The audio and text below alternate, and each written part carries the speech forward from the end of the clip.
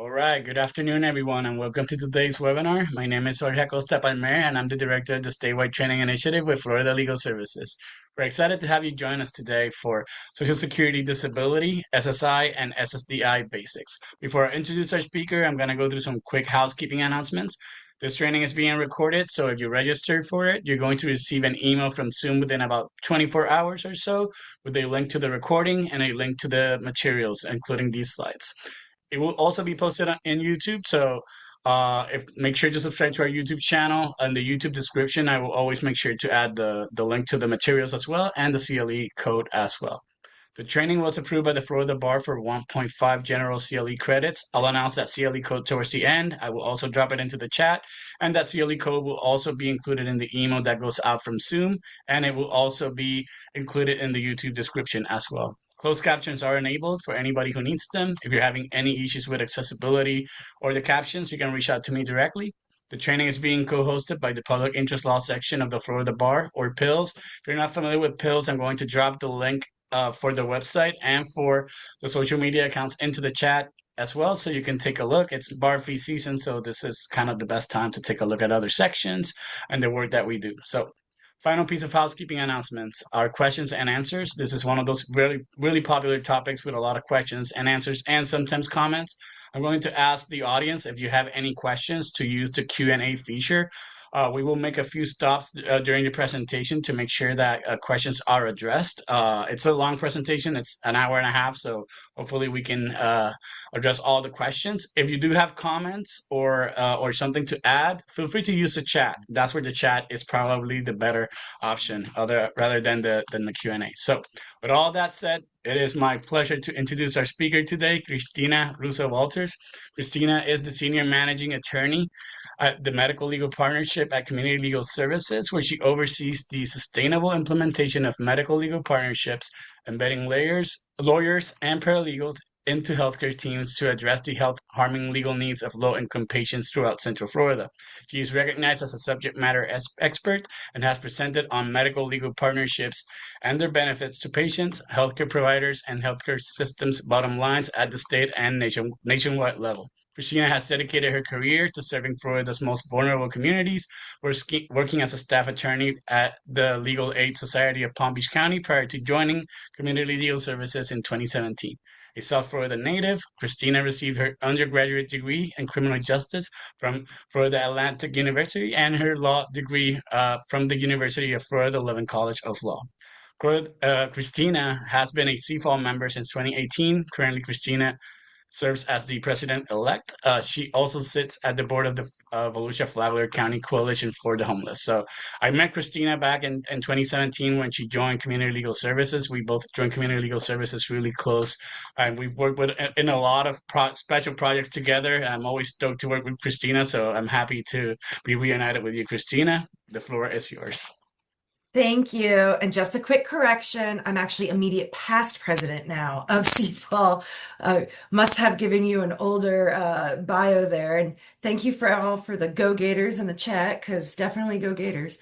But as Jorge said, my name is Christina, and I'm going to talk to you today about Social Security disability, and hopefully give you some understanding of how Social Security makes those determinations.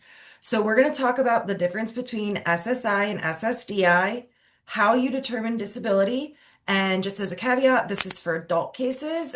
Children's cases have a different set of rules for minors.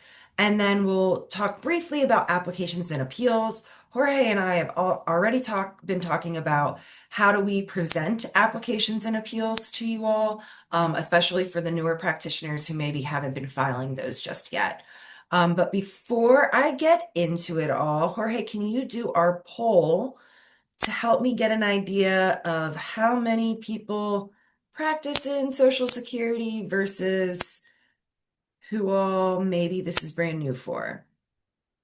All right, the poll is up. We'll just give it a minute.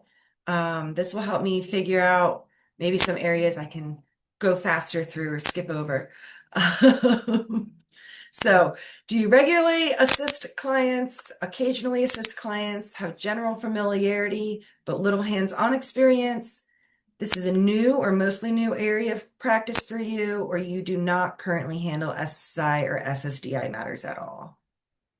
All right, so we have over 100 responses. I'm gonna go ahead and end the poll in three, two, one, and let's share the results.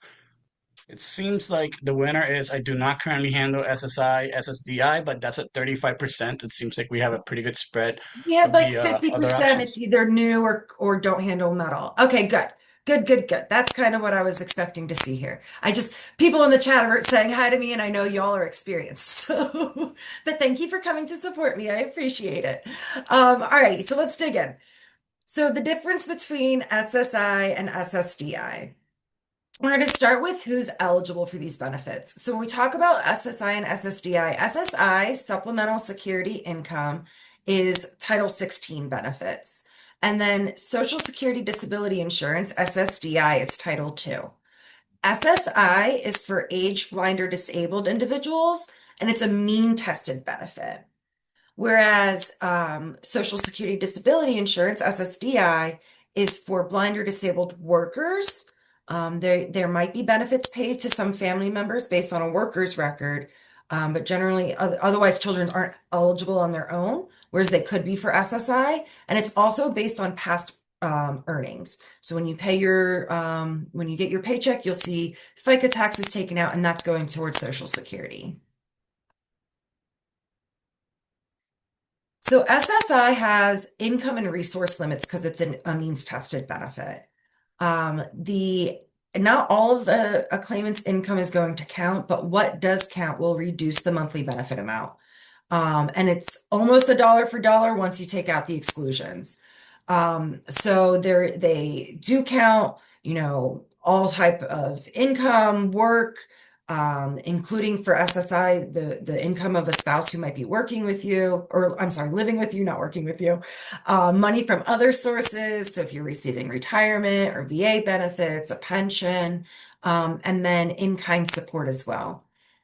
Income does not include, so they exclude, they take off the first $20 of most income. And then for wages, they exclude the first $65 and then half of wages over $65. So just for easy math, if you make $1,065 a month, they're going to exclude the first, well, I'm sorry, $1,085 a month. They're going to exclude that first 20 and then 65. So that takes you down to $1,000. And so they're only going to count half of that, and that is $500. So that's what would be counted as your income, assuming there's no other factors. They also do not count other means tested benefits. So SNAP, energy assistance like LIHEAP, disaster assistance. Grants and scholarships for education are not counted. Loans you have to pay back. And then the cost of any the cost of any impairment related work expenses. So those are excluded. So when you have a client, let me just go back real fast. When you have a claimant, you're going to want to make sure you sit down and look, do they have income? What is that income? Would they still qualify for SSI potentially, if that's the benefit that you would be applying for? The other side of it being a means tested benefit is that there's a resource limit. And so again, not everything's counted. But if it's counted, you have a $2,000 limit as an individual or a $3,000 limit as a couple. Some good things to know that are not counted: the home you live in and the land it is on, one vehicle for transportation, your typical household goods, effects, and then burial plots is another one that comes up fairly frequently. Caveat on the grants and scholarships. I mentioned that they don't count as income, but after 9 months, if you've not used that money, it does count as a resource. And so it would be counted against that $2,000 limit. The idea is you should be using that money towards your education and therefore not have that left over. Moving right along, SSI has some additional requirements to it. You must reside in the US for at least 30 days before you're eligible. You can't be absent from the US for 30 consecutive days. So if you're going to go on a long vacation, you have to come back at that 29-day mark. You must be a U.S. citizen or qualified alien, qualifying alien. That's the term that they use. And the next slide, I'll go over what that is a little bit further. You cannot be confined to an institution at the government's expense. And so this is hospitalization or imprisonment. If the government is already paying for that, they're not going to pay you SSI benefits as well. You can't be a fleeing felon, so no felony warrants. You must apply for all other benefits, it's retirement, pension, VA.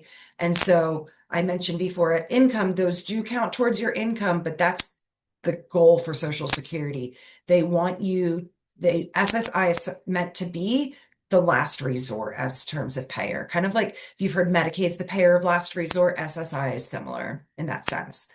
And then you must give Social Security permission to contact your financial institutions. They're going to contact them and find out, what are your income and assets? What money do you have coming in frequently? If a friend or family member is depositing money into your bank account on a consistent basis, that's going to be considered income. And on the qualified alien status, so immigration status. So as a U.S. citizen, you would be claimant is eligible.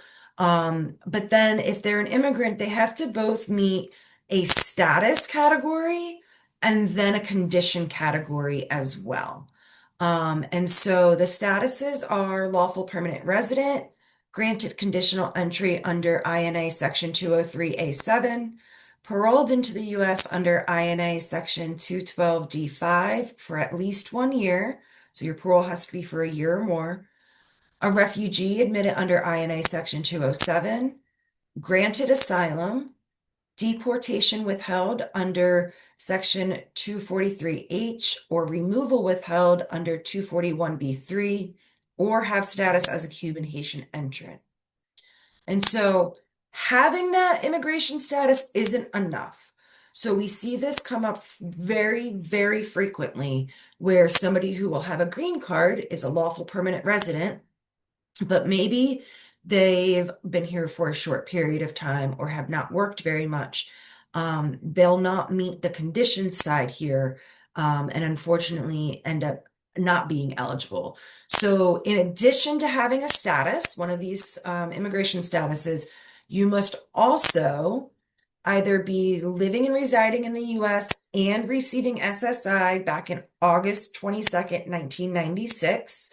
So you might have somebody who had benefits back then, maybe as a child, maybe they as an adult, and then they lost them for some reason. They went to work, they went to jail, and now they're trying to apply for them again. So that an LPR with 40 qualifying quarters of work, and I'll talk further along in the presentation about what qualifying quarters of work are, but basically it means they have 10 years of work here in the US. Active duty US Armed Forces, honorably discharged veterans, and then their spouse, widow, or dependent children. Lawfully residing in the US back in August 22nd, 1996, and currently blind or disabled. To be honest, that's the one that I've gotten most of my clients eligible under that have been immigrants. And then the last category is a 7-year eligibility from the date you get the status. And so that's refugee, asylee, deportation withheld, removal withheld, Cuban Haitian entrant, or Amerasian. So if you have one of those statuses, so basically everything from here down, and you are applying for benefits, you are only eligible for 7 years unless you fit into one of these top four. So they've made it, in some senses, easier for these folks to get it when they first arrive. But they can still be eligible if they meet one of these top four conditions, because these are ors, not ands. Okay. So those are our special rules for SSI eligibility. We're going to talk about special rules for SSDI eligibility, but before I do that, Jorge, were there any questions in the Q&A? Yes, we have two questions. I'm gonna Uh-huh. go with the second question first because it's related to income and and eligibility for means test. And the question is, how would it work with people who randomly get a bonus once every other year? Wouldn't it affect the next month? So SSI has rules about infrequent income. Um, Off the top of my head, it would not be, it would count in the, let's see, resources count on the first day of the month. Income, I don't know that it would count as income if it's infrequent and not anticipate it. Um, but people who are getting bonuses, I'm gonna venture and say, are probably making a base pay high enough that they're not gonna qualify for SSI anyways. I'm sure it's possible. I'm sure there's some scenarios and um, things that I'm not thinking of, but I can also follow up with The the first rules on question how that we're came treating it. in, the first question that came in, it's more Medicare, Medicaid. I'm gonna read it out loud. Maybe it's something that will be addressed later, but the question is, we understand that SSDI recipients are ineligible for Medicare for 2 years. We have a client who has been hospitalized twice this year and has no health insurance until sometime in 2027. Has Florida implemented any Medicaid updates that might make it possible for a single parent of two teenagers right at 100% federal poverty guidelines to get affordable medical coverage that allows the family enough income to also be housed and fed? There's 100,000 in medical debt just from the first hospitalization.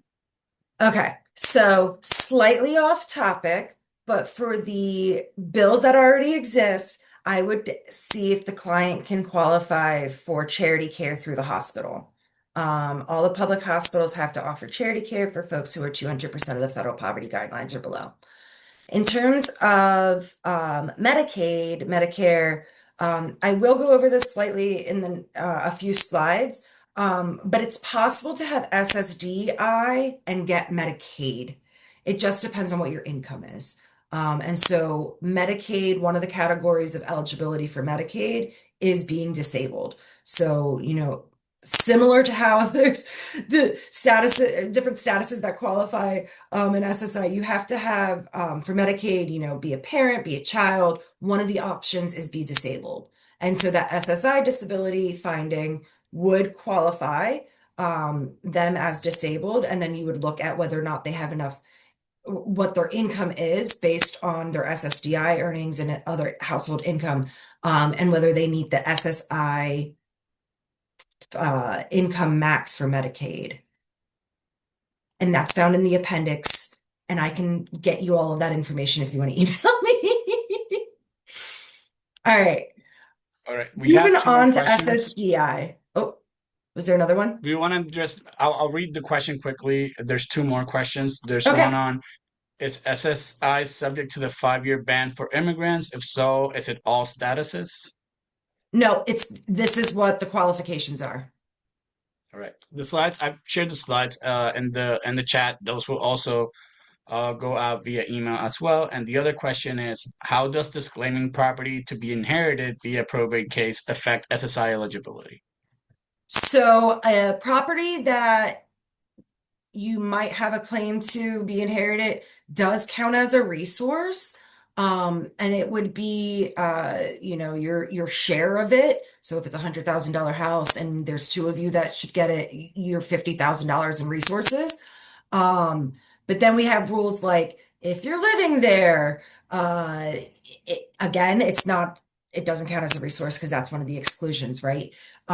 If you get rid of resources and don't sell them for fair market value, Social Security can penalize you for that, similar to how Medicaid does. All right. And there's one question I think it's a good segue to the next topic. Is SSI for those who worked as independent and were not paying Social Security?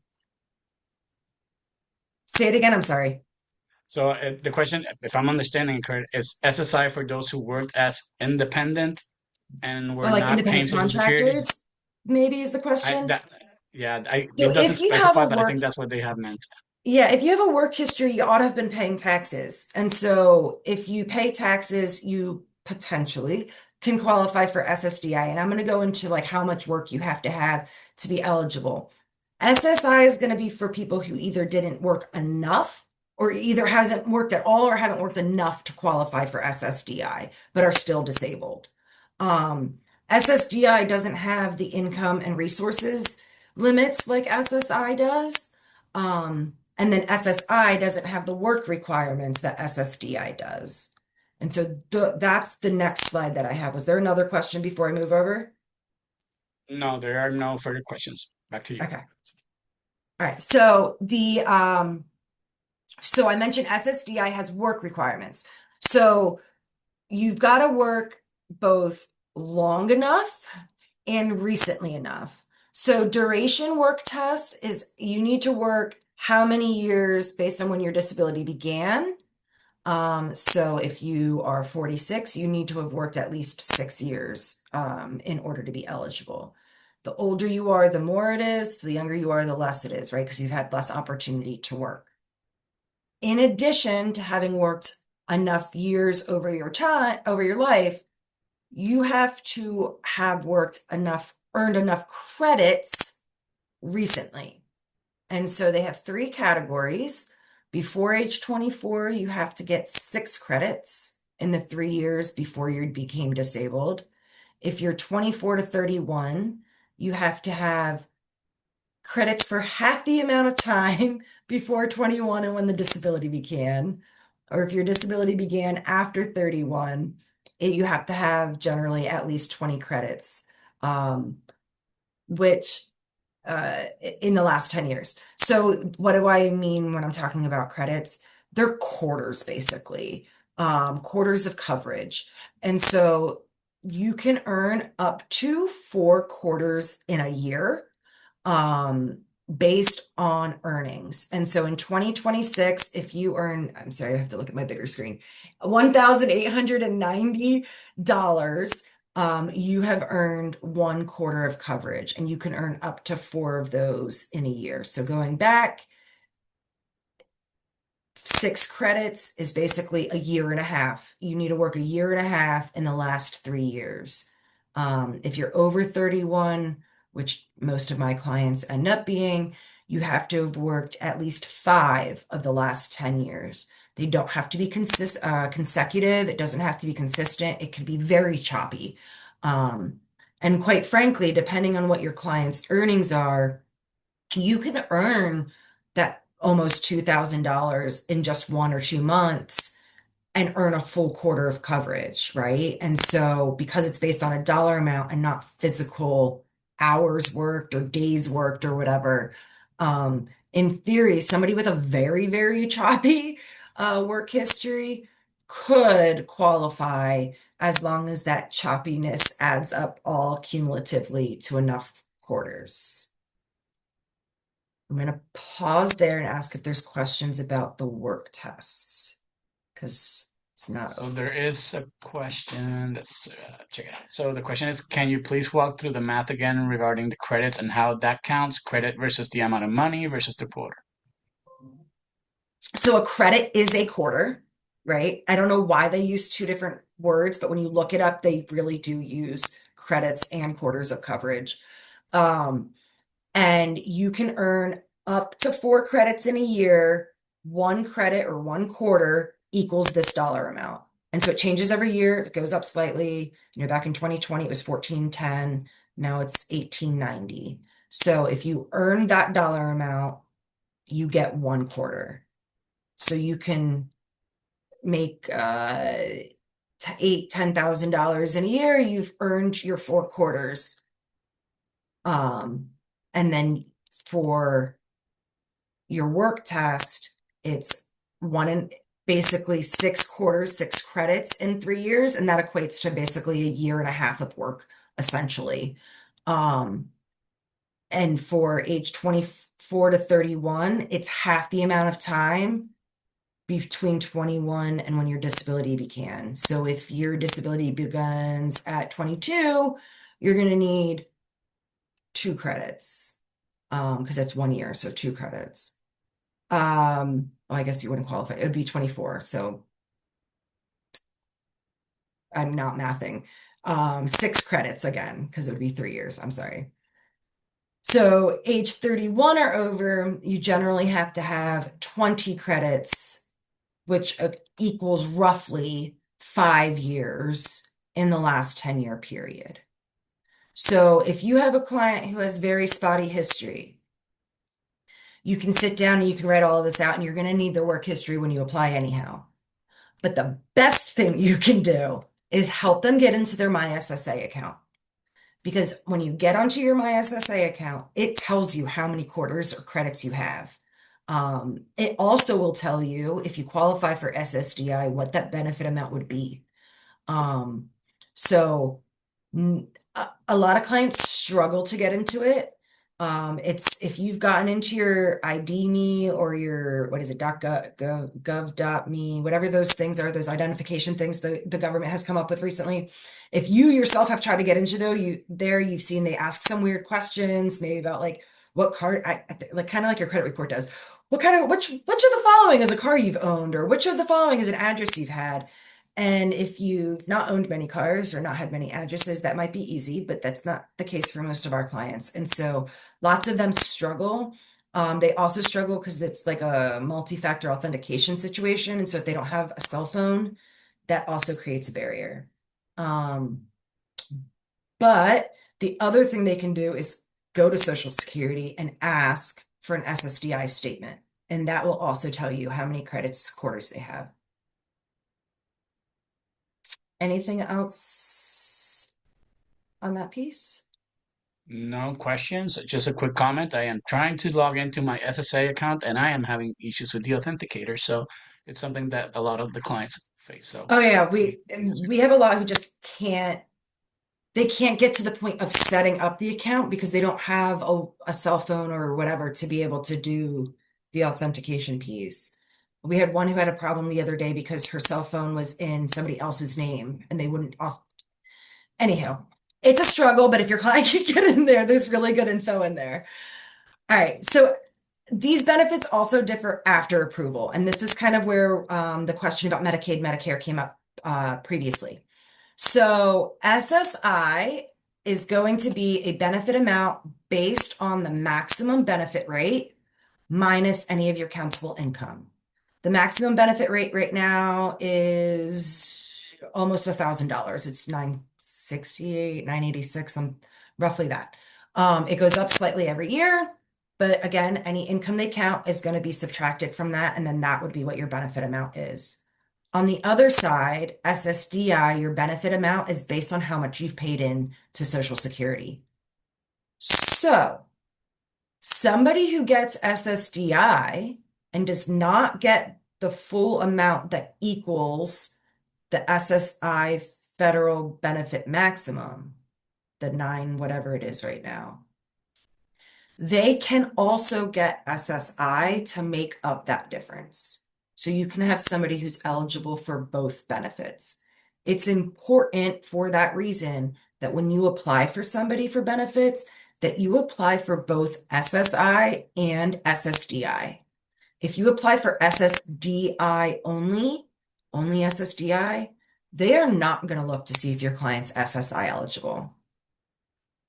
If you apply the other way, if you apply for SSI, they do look to see if they're SSDI eligible. They also look to see if they're eligible for widow's benefits and a variety of other benefits, because again, SSI is supposed to be the payer of last resort.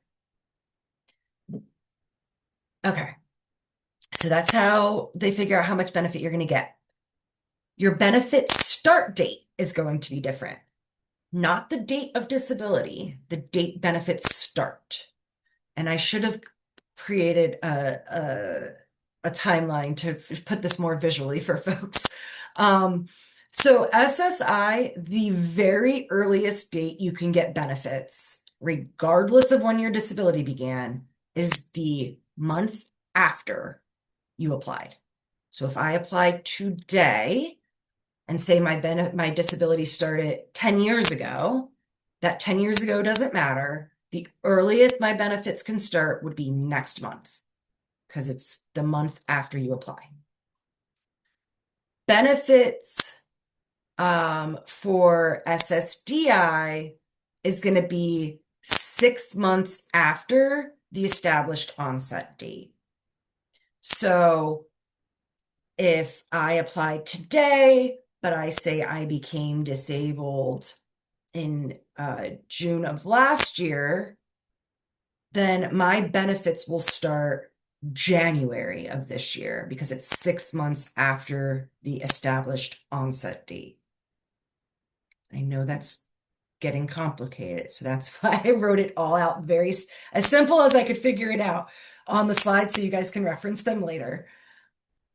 So retroactive benefits, you're probably like, well, how do you get SSI retroactive benefits? And the way is because Social Security takes 3 years to approve you if you're going through a hearing. Um, and so you can get those retroactive benefits all the way back to the month after the application was filed. Um, with SSDI, you have a bigger window. So if I became disabled last June, benefits and I would get retroactive benefits back to January of this year because after the 6 month waiting period, my benefits kick in and it's less than 12 months later. If I became disabled in January of the prior year or 5 years ago, I would get retroactive benefits up to 12 months ago. 12 months prior to the application, rather, not from the determination. I hope that makes sense.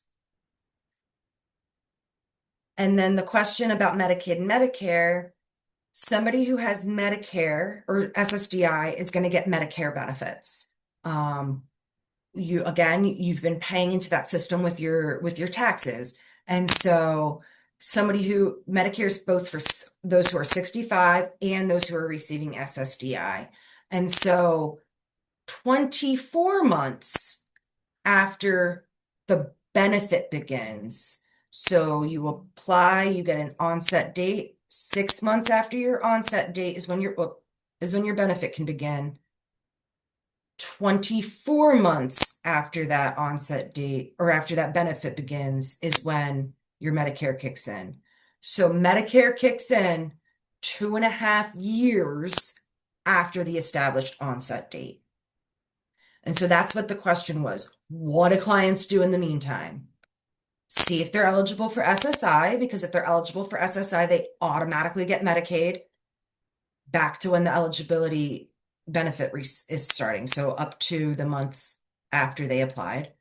Or you can apply if they don't qualify for SSI because of the income that they receive.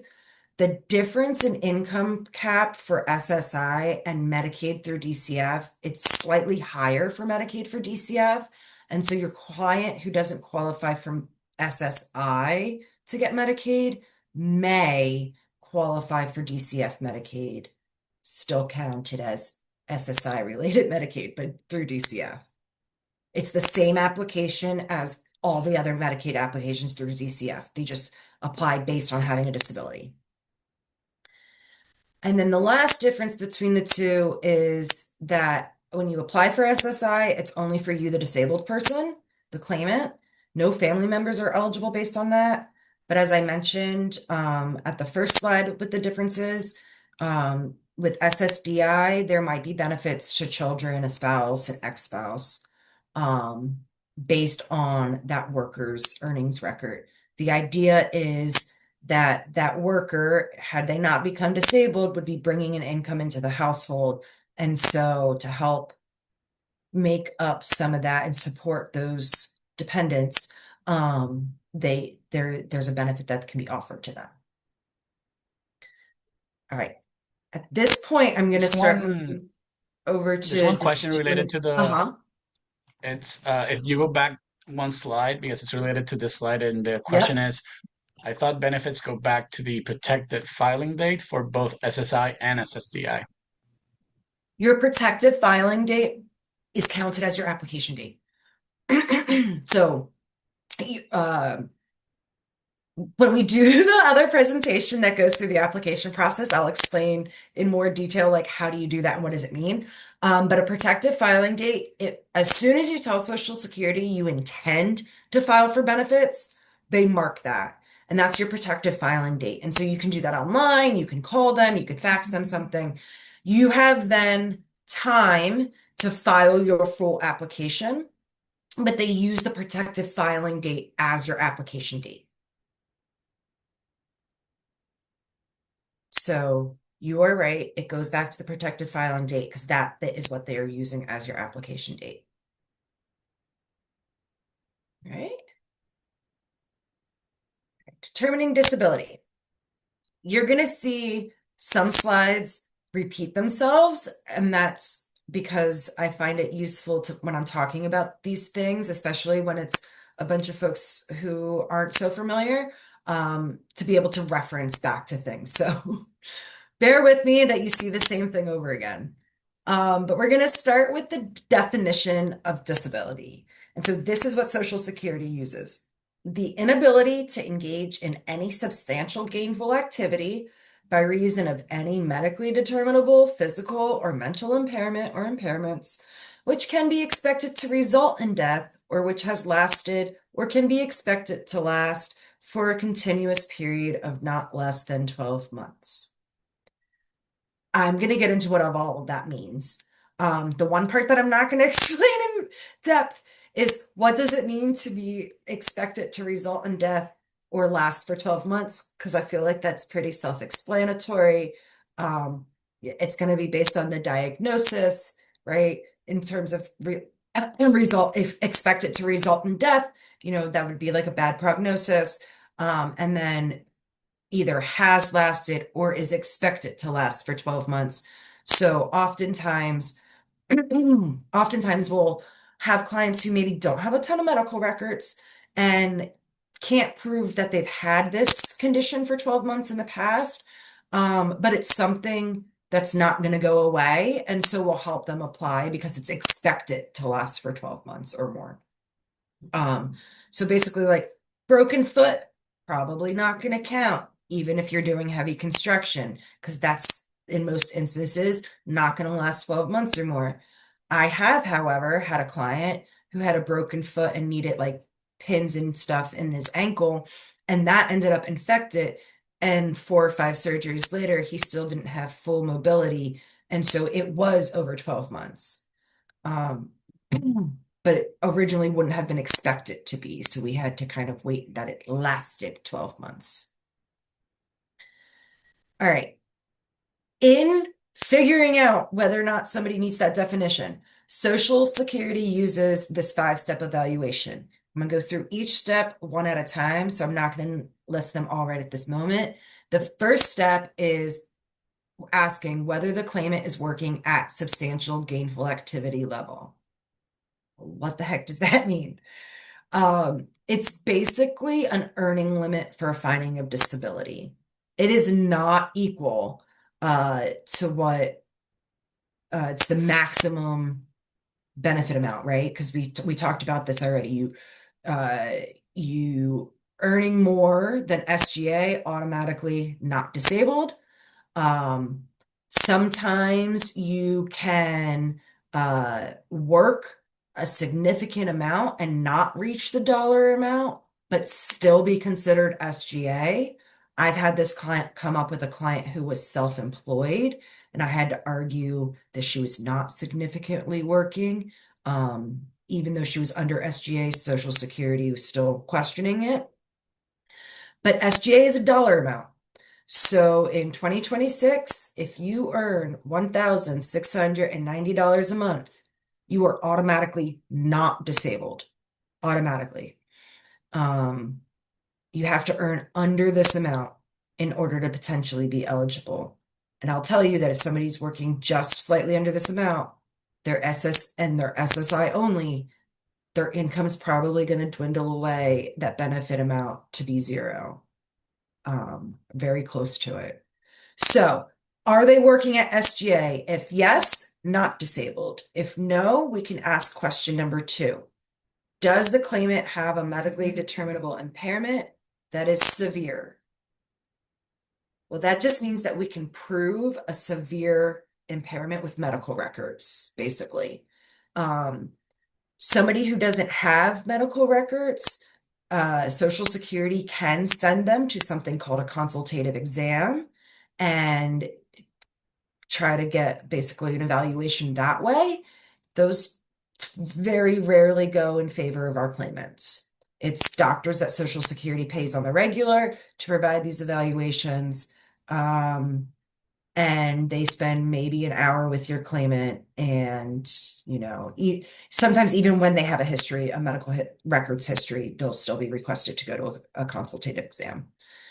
But Social Security is looking for records from actual doctors. So medical records, any kind of physical evaluations, psych evaluations, imaging is super important depending on what conditions they have. Lab reports are super important depending on the condition. Hospital admissions and discharge reports can be used.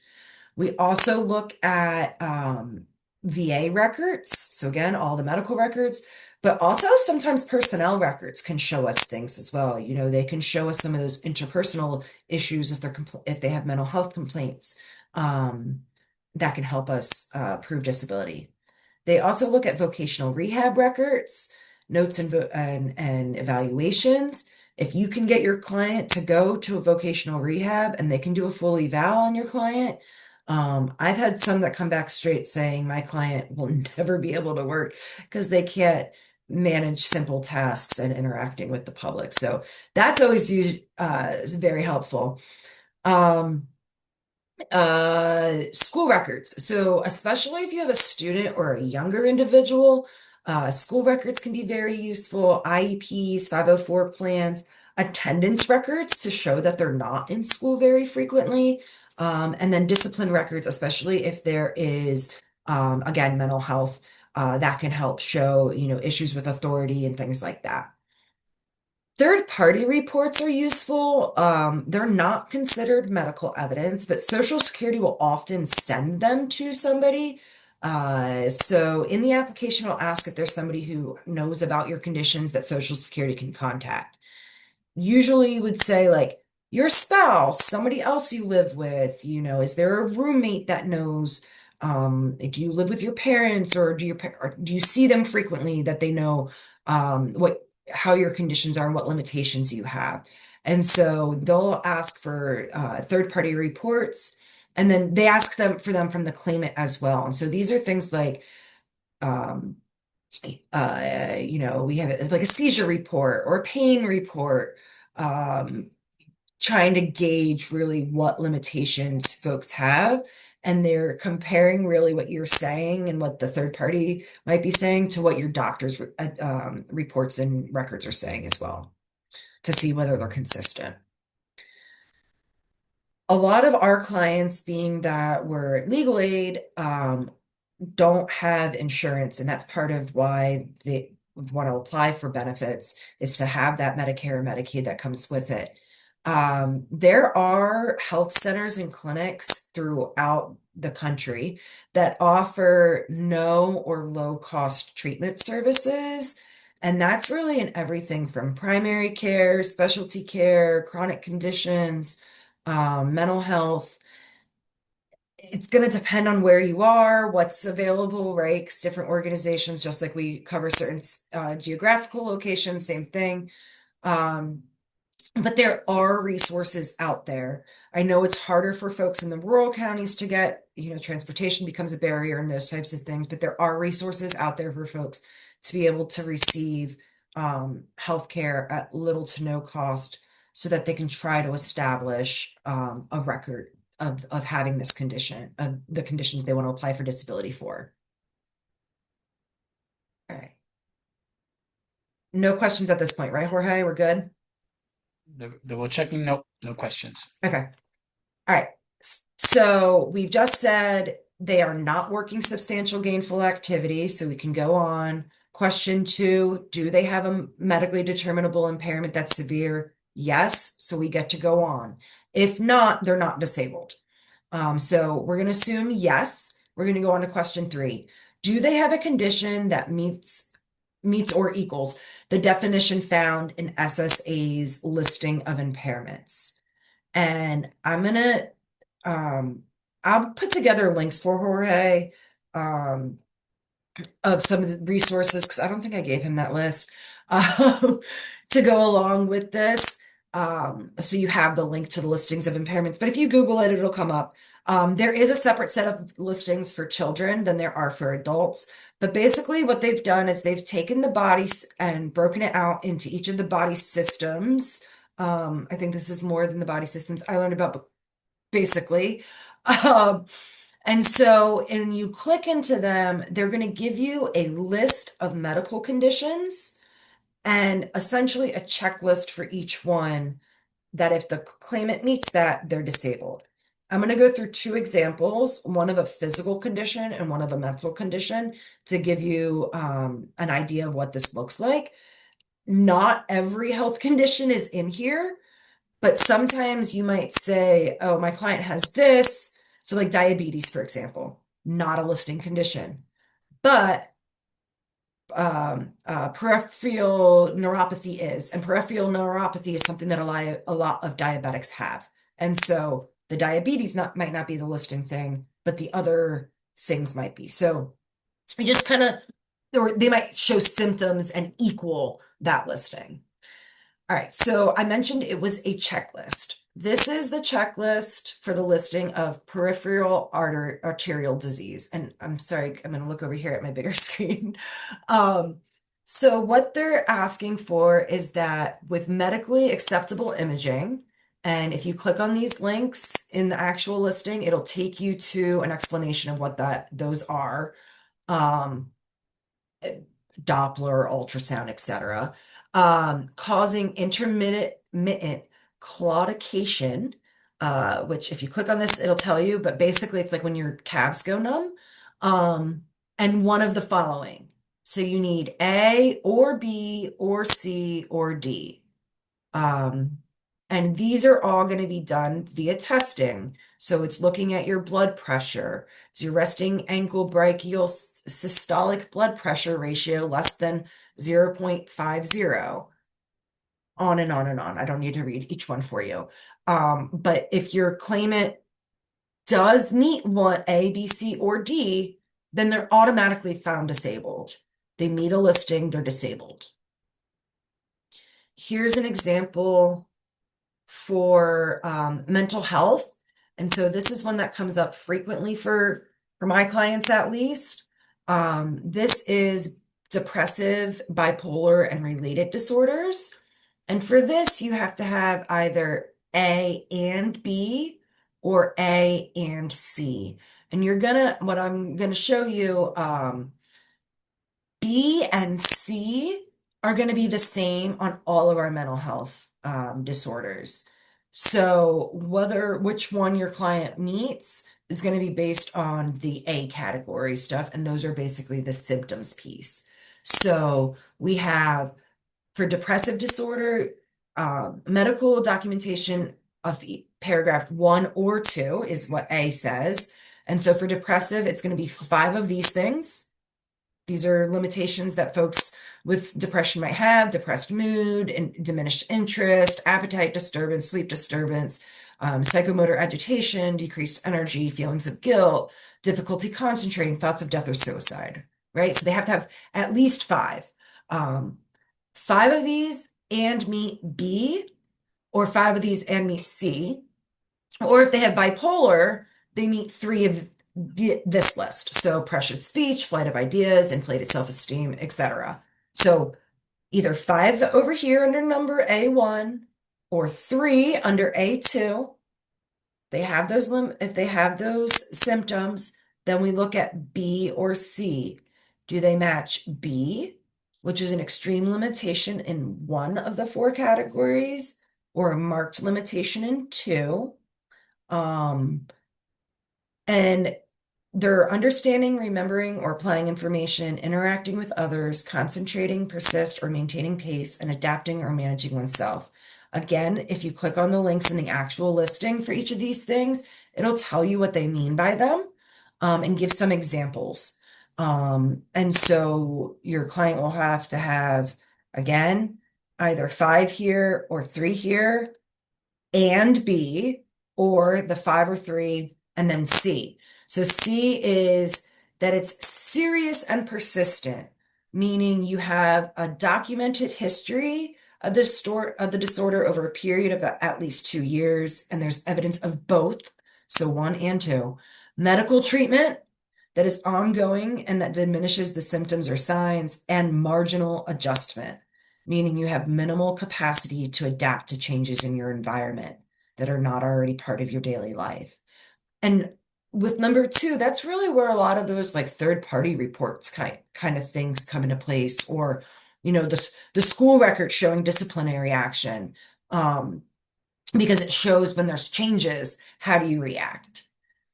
So if your client meets this checklist, right, the A and B or A and C, again, automatically disabled. We don't need to ask any more questions. Um, if not, they don't meet any listings, then we're going to go on to the next question. And our next question is, can the claimant do past relevant work?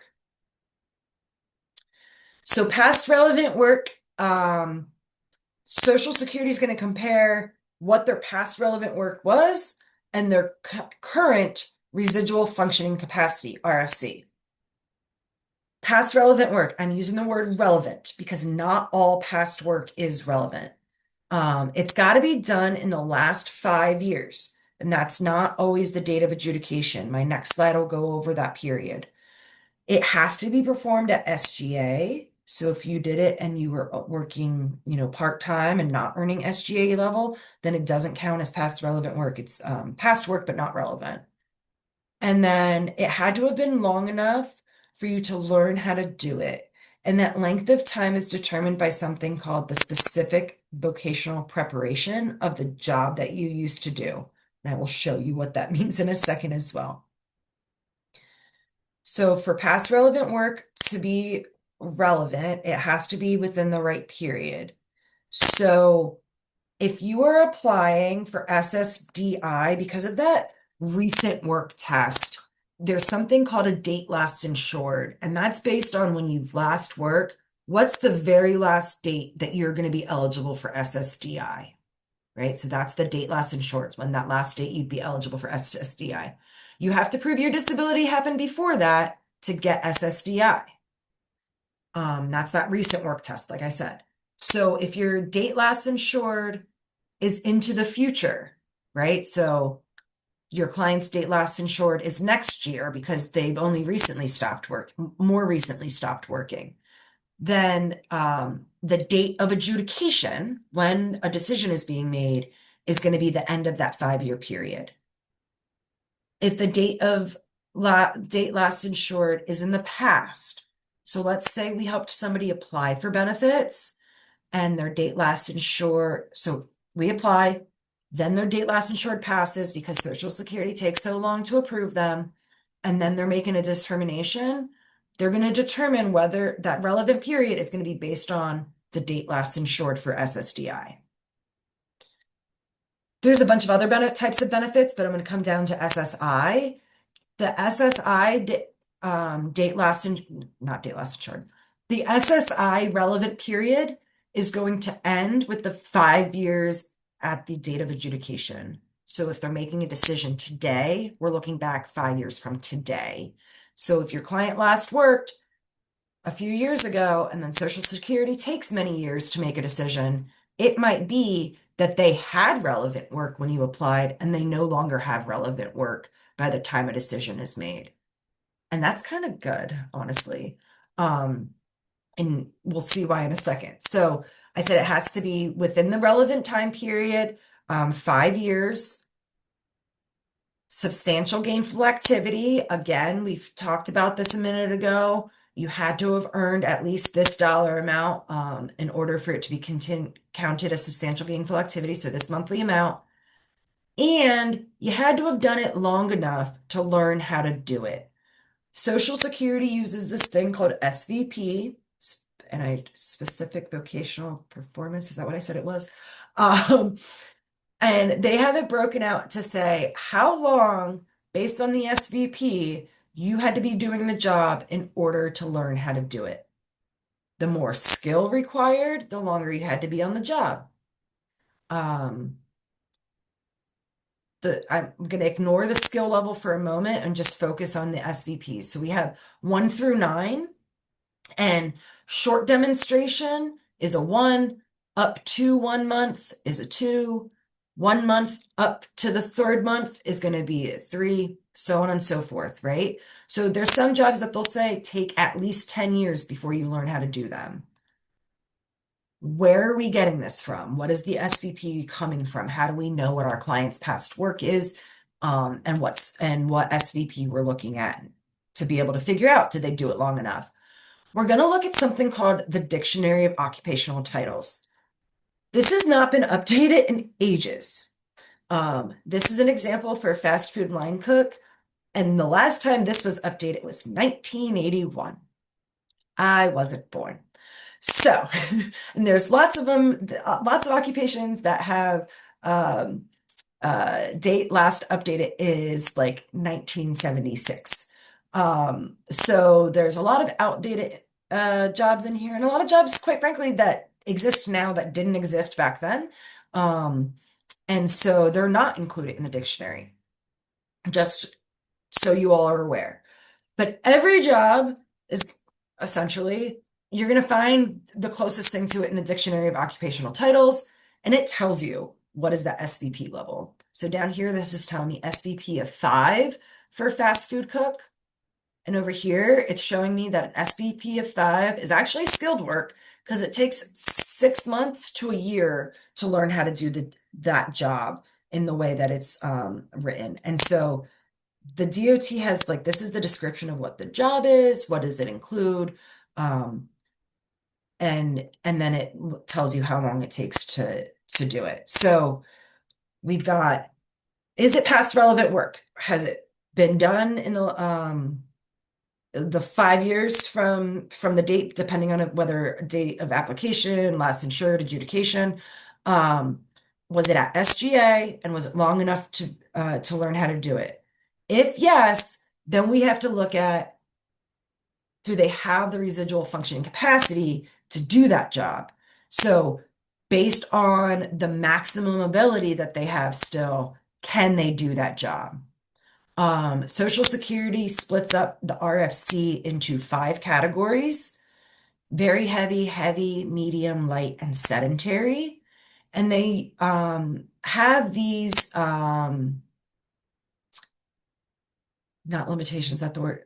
They have these exertional limits, yeah, for each one. So somebody who can do heavy work can occasionally lift 50 to 100 pounds, whereas somebody set on sedentary work is going to be up to 10 pounds. Think of like an office worker. Maybe they have to carry, think of your paralegal or a paralegal in the office. They might have to carry, some files, a ream of paper, but they're not having to pick up anything really much more than that. Stand and walk is a limitation that they look at as well, and then sit. So for sedentary, they have to be capable of sitting at least 6 of an 8-hour workday. And these are all in an 8-hour workday. For occasional, frequently, and constantly, Social Security does have specific definitions of what that means. Basically, it's like up to a third, up to 2/3, and then over 2/3 of time.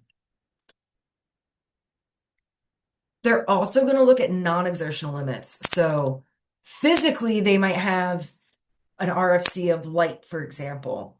But you want to prove that they can't do light work. You want to prove that they can do only sedentary work because their past relevant work has a strength. This for a fast food cook is a strength of medium. So for strength of medium, I just need to prove light. So let's say my client has physically still the ability to do medium work. They can still stand 6 hours and occasionally lift up to 50 pounds, etc. I can get them to less than medium with non-exertional limitations. So maybe they can't stoop or climb or crawl. Maybe they can't, maybe there's something wrong with an arm and they can't reach or handle things. Feel is like literally, can you feel it? And then fingering is like putting on buttons. And so if we look back at our fast food maker, and I should have made this slide in here more often, they have to do things. They have to read food order slips or receive verbal instructions. They have to prepare and cook food according to the instructions. They have to prepare salads and slice meats using a machine. So let's say they physically can still stand. Maybe they can still lift because they have like a one good arm, but in terms of handling and feeling, which is what you need to do to be able to put a burger together or a sandwich together, a slice machine, right? They have limitations. We also have limitations related to vision, communication, the environment, which I didn't think of until I started doing Social Security benefits. But things like tolerance of temperatures, humidity, noise, vibrations, ability to be around hazards. So back to our fast food worker, maybe there's something going on with them mental health wise, and being around, open flames or frying oil is not going to be safe for them. Maybe they have some sort of skin condition they've developed and they can't be around the chemicals required for cleaning. I've had that come up with a client who was a house cleaner previously. And then we have things like mental, right? Remember and understand instructions. We said that the fast food worker has to be able to take the order and make the food, responding appropriately to supervision, interacting with the public. Fast food worker very well may have to do some cashier duties. Um, and so Social Security is going to look at, was it past relevant work? And if it's past relevant work, can they still do it? If they can still do their past relevant work, not disabled. If not, then we go to question 5. I'm going to pause before I go to question 5 and make sure I don't have any questions about question 4. So we Anything, have Jorge? a few questions. Let's start with the first one. So, can you explain mark limitation? The difference between marked and extreme. Um, yeah, it's the level of severity, basically. Um, I'll send Jorge the cheat sheet. I have made a cheat sheet. There's one in the Palms, which is their program manual. I'll send that over so that you guys have that. And that's going to have the definitions of like what is frequently, occasionally. You'll see in a minute, like advanced age. What does that mean? So it'll have all those definitions in it for you. There was one question that I accidentally answered, marked as answered, but it was related to, let me scroll down here to make sure it's addressed. So the question was, what about a truck driver that has a heart condition like open heart surgery, sleep apnea? This was asked during the listings conversation. I dropped the listing specifically that I found for respiratory conditions, and it was sleep apnea was addressed under Part B. So I figured, I don't know if that kind of answers the question. I would say probably, but if there's something more specific, my email's on the very last slide. You guys are free to email me and I'm happy to. Yeah. And speaking of listings, when you mentioned it, Christina, I found the links and I dropped them into the chat, but I also have those in the materials as well as a Google document, so it's all there. And Perfect. the next question is, for clients who are actively taking medication and are extremely dependent on medication for a mental health condition, does SSA take this dependence into consideration when evaluating a claim? In other words, will an application be denied if an applicant is taking medication and the client is able to function independently to an extent while on this medication? Yes, they would be denied because the idea is that the medication makes them stable, right? Which is what we want. Folks are gonna make more money working than they would on Social Security benefits. So we want folks to work. We want them to work so that they can get their full retirement benefit at the time that they turn 65. Um, right? And that's as big as it possibly can be. And so, yes, if you have any condition and the medication is managing it, then you're not disabled. And if you go back and look at Part C on the mental health listings, that's the part that addresses that. Basically, you have to show been um, that you've been under care for over 2 years and that you still are struggling, is essentially what that Part C is saying. All right. I want to make One more sure we have question. times. I'm just gonna keep going and then we can answer the other ones at the end if we have time. I just want to make sure that we get through step five. Perfect. Because if I don't get to the application part, I know we'll have another presentation on that later. So the last question that Social Security is asking itself, once we've determined that yes, they have a severe impairment, they don't need a listing, but also cannot do past relevant work, then they look at whether or not the claimant can do any other work in the national economy. And I really am talking about national economy, not locally. So if you're in a rural area, Social Security can still say you're capable of doing a job that only exists in cities and vice versa. Um, because it's the national economy now. So at this step, the burden's shifting over to Social Security to prove that the claimant can do other work, that they are capable of doing other work. And they usually do this using a vocational expert at a hearing. Um, Before that, the disability determinations is what's reviewing the application, and they're going to look at this as well. But if you get to the hearing stage, you know that you'll have what's called a vocational expert there to really testify to this piece. They testify to 4 and 5, so past work and then adjusting. So to adjust to other work, Social Security is looking at your age, education, work experience. So what was that skill level and your residual functioning capacity? And based on all of that, they say, is there anything else you can do?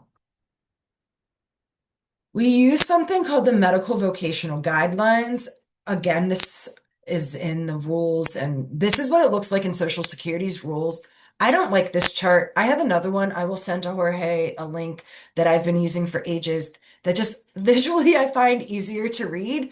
And so I'll send that to you also if it's useful. When you're looking at this one, know that if it says DO, that's like ditto. It's like the same. I don't know I can't remember what it's Latin for, but it means the same thing as above. And so what they're looking at again, age, education, work history. So age, are you advanced age, which is over 54? Limited or less education is going to be less than a high school diploma. And then your past work is skilled or not, or you don't have any, I'm sorry, your past work is unskilled or you have no past work, right? Past relevant work. Then you are automatically disabled. However, if you're 54 and you still didn't graduate high school, but your past work was skilled and those skills are transferable to some other work, you're going to be found not disabled. And so we use the transferability of skills, uh, whether you can from past relevant work to other skilled or semi-skilled work.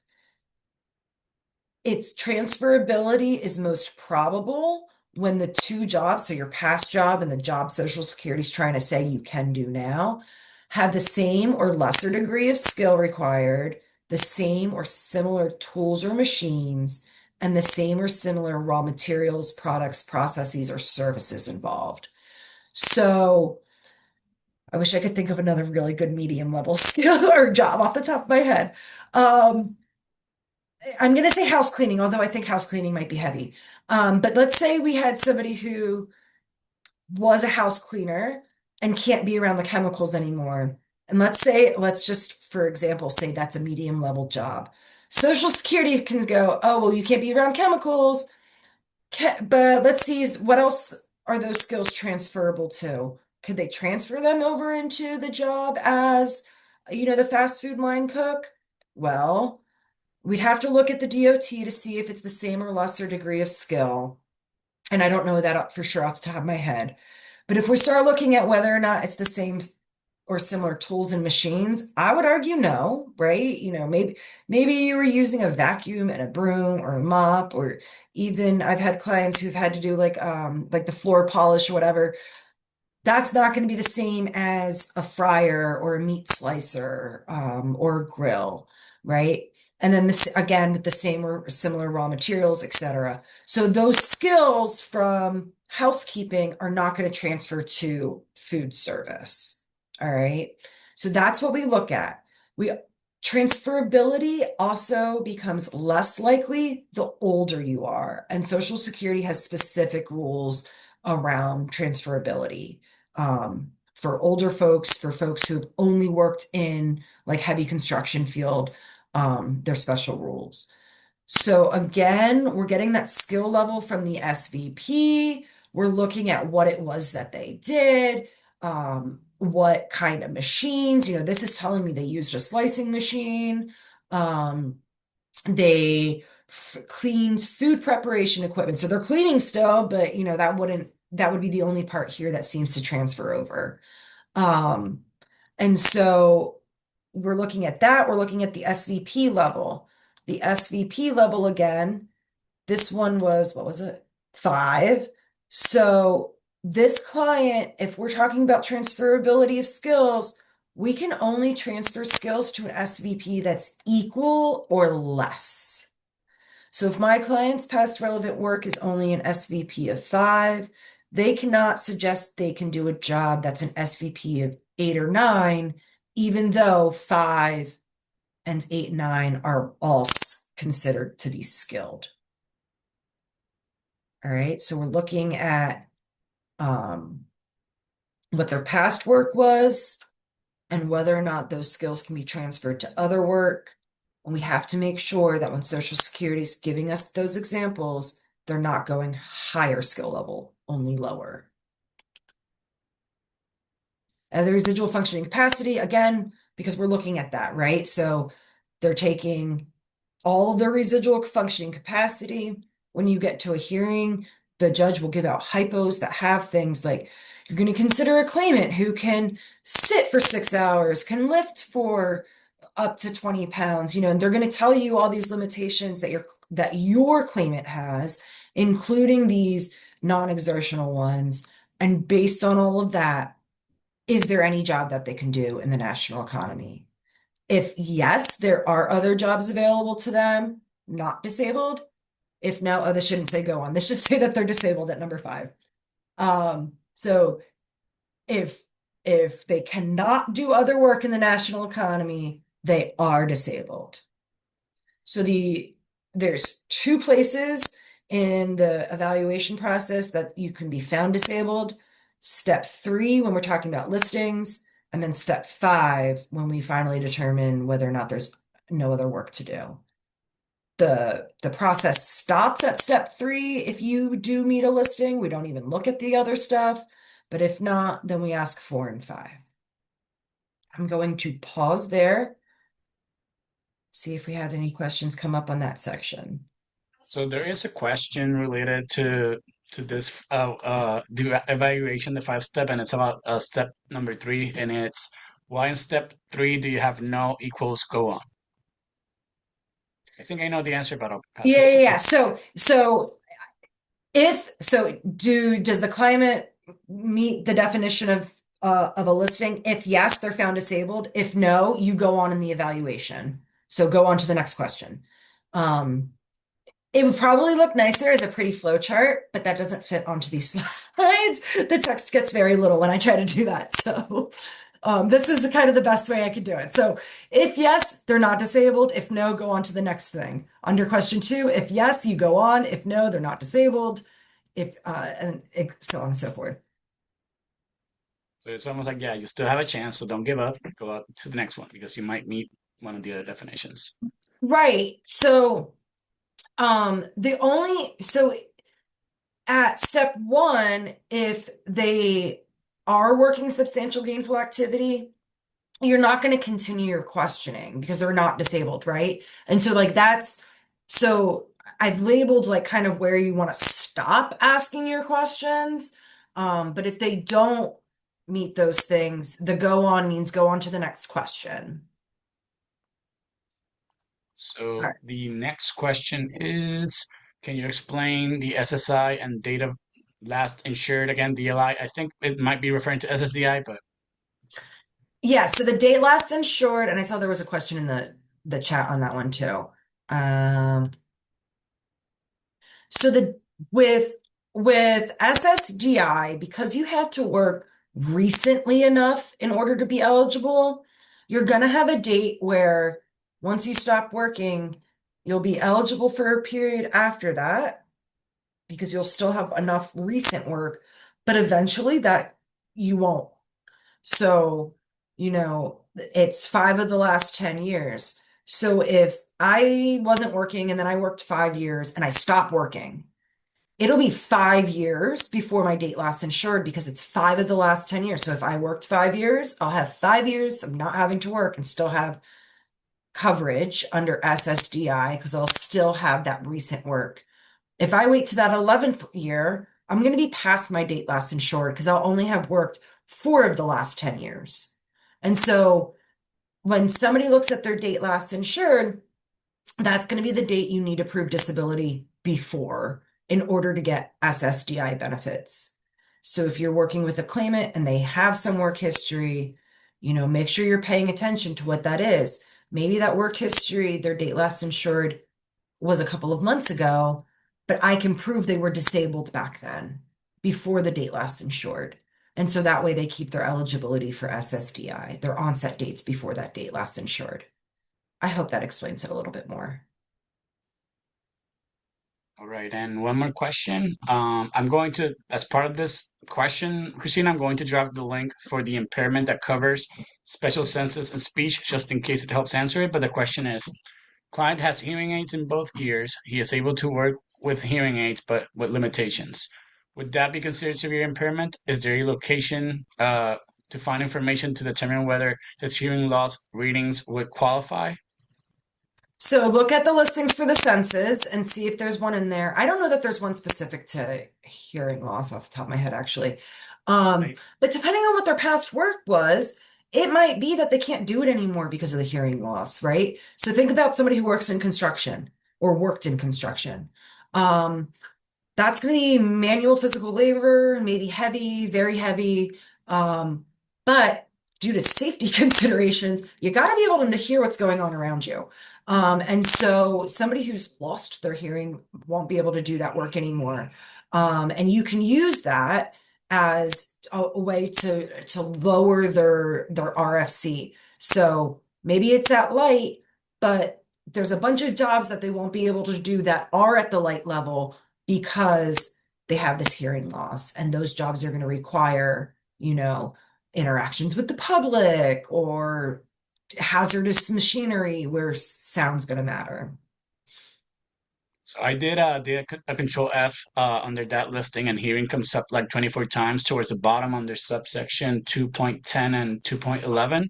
It covers hearing loss. It has definitions and it has more information in there as well. And then there's also a definition for blindness, and it's 20 over 200 in the better eye. So that's an easy one to show. If your client has that, it really takes one doctor's visit to get that evidence, and that one record can prove the disability and you're done. Um, Not that I would only submit the one record, but essentially that's all that's needed. All right. My last thing is just a couple of slides. I know we only have like 12 minutes left. I'm happy to stay on a few minutes afterwards, though, if there's folks who still have questions. Okay. I'm running through it quickly, because we will do a more in depth of like really how to apply and appeal. When you apply for benefits, there's 4 ways to do it: online, in person, by phone, or by mail. In person currently is still by appointment only, and I don't anticipate that changing. Online, most folks can file a protective filing date online. And then whether or not they can do the full application for SSI is going to depend on things like, have they ever applied before? Are they married? Some weird things. Social Security was supposed to open it up so that everybody can apply for both SSI and SSDI online like 2 years ago. So we're still waiting for that to happen. But when somebody applies, you're going to need all of this information about them, background info on them, um, eh, basic information for their spouse and children, all of the information about their finances, every asset they own, every bit of income, any bank account information or other accounts, um, clearly you need information about their medical conditions, the name of their providers, contact information, the hospitals, medications, side effects of those meds. And then Social Security in the application asks for tests as well. So labs, imaging, MRIs, I guess that's imaging, etc. And then information about their work for the last 5 years. And even if we're, because of that 5 year period, might not always be today, right? The date of adjudication, they're still looking for that last 5 year period from the date of the application. So we want to fill that in. That's going to ask for things like who was the employer, how much do you earn, and that kind of thing. There's also a work history report that Social Security will send that goes even more into detail about that past work. And so when I meet with a client, I'm generally going through an eligibility screening for our services, but then I'm thinking to myself, okay, do I think that there's a possibility they could be eligible for Social Security benefits based on what they're telling me without looking at any medical records? Um, and then if so, I'm telling them, here's what I need from you. And I like give them a list of these things and ask them to provide that back to me so we can start filling in the application. The appeals process. So very quickly, the appeals process. If you apply and are denied, you then can appeal, and the next step in the process is called the reconsideration. At that step, a new person is going to review your claim, including any new evidence, and Social Security at both the initial stage and the reconsideration has the responsibility to develop the claim and request records. So, especially for pro se individuals, for example, Social Security will also be requesting their medical evidence if they're not able to request that and provide it on their own. At the hearing stage, though, that changes and it becomes the claimant's responsibility to provide the evidence.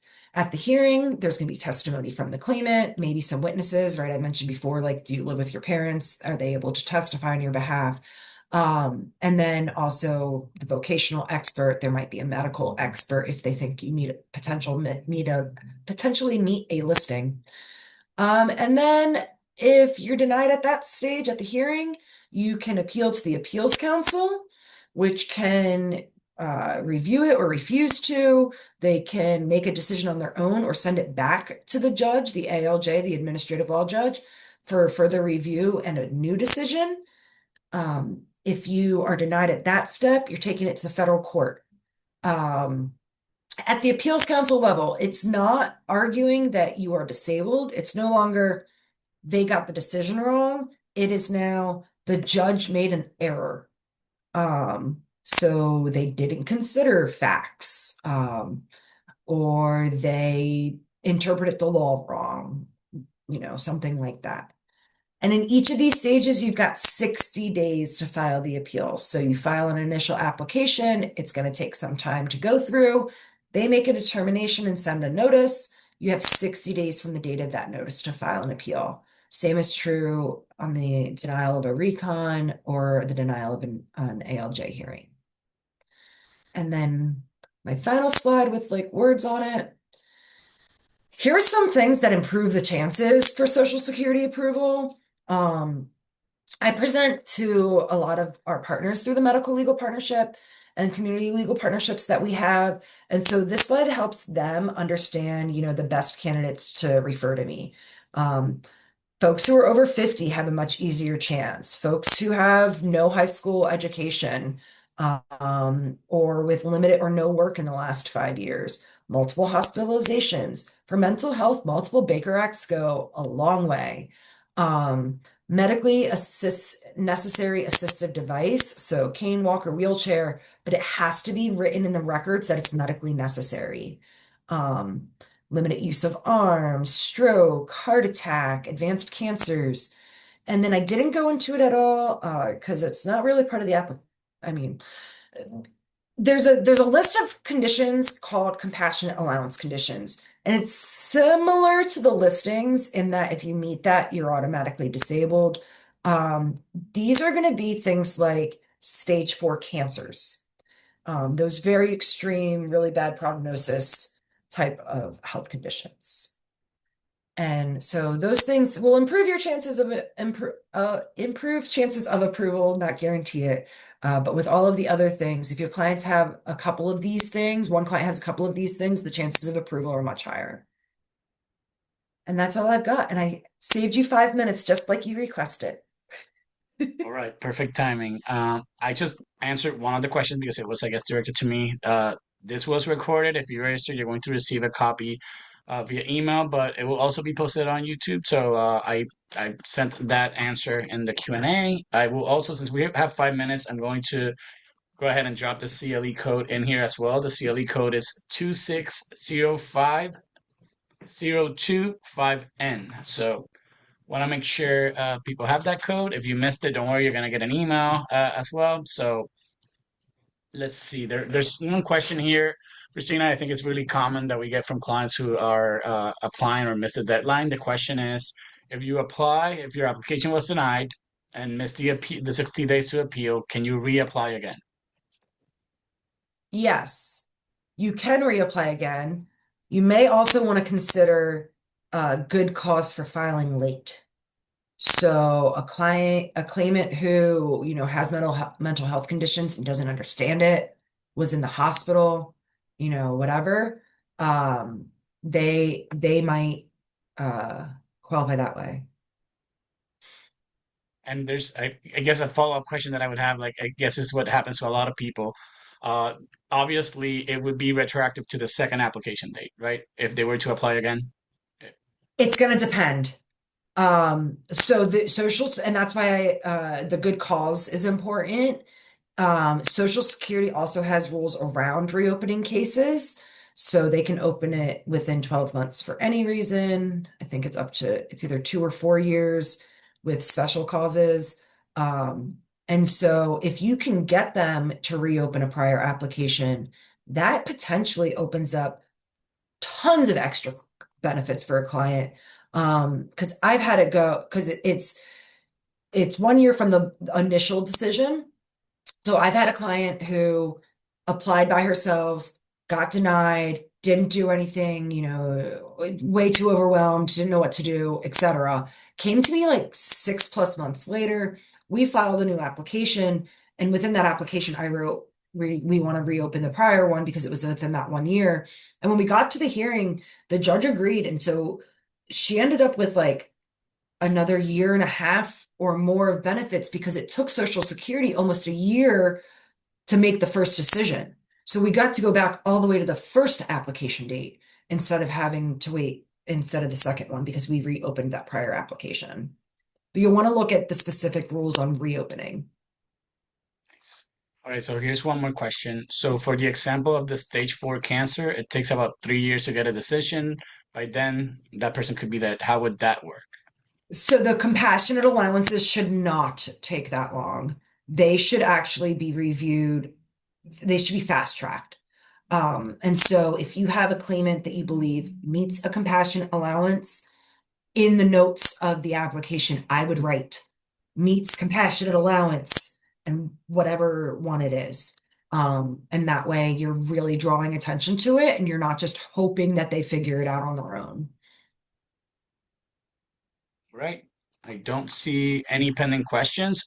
Christina mentioned that we're working on a workshop walkthrough. I'm not sure what we're going to call it yet, but this is where I'm going to ask the audience, like, if you happen to be helping out a client going through a form, if you have questions or scenarios that you think could help us put together a training and a workshop, I know, maybe take a screenshot, obviously without your client's information. I think that could help us build a walkthrough of what our clients need to know when they apply for benefits. So I want to take this opportunity to thank everybody that joined us today. This is like a must-have training for legal aid attorneys and public interest attorneys. Christina, thank you so much for leading this amazing presentation. I will definitely be following up with you to organize the next webinar. And thank you, everybody, again. Have a great rest of your day. Thanks, everyone.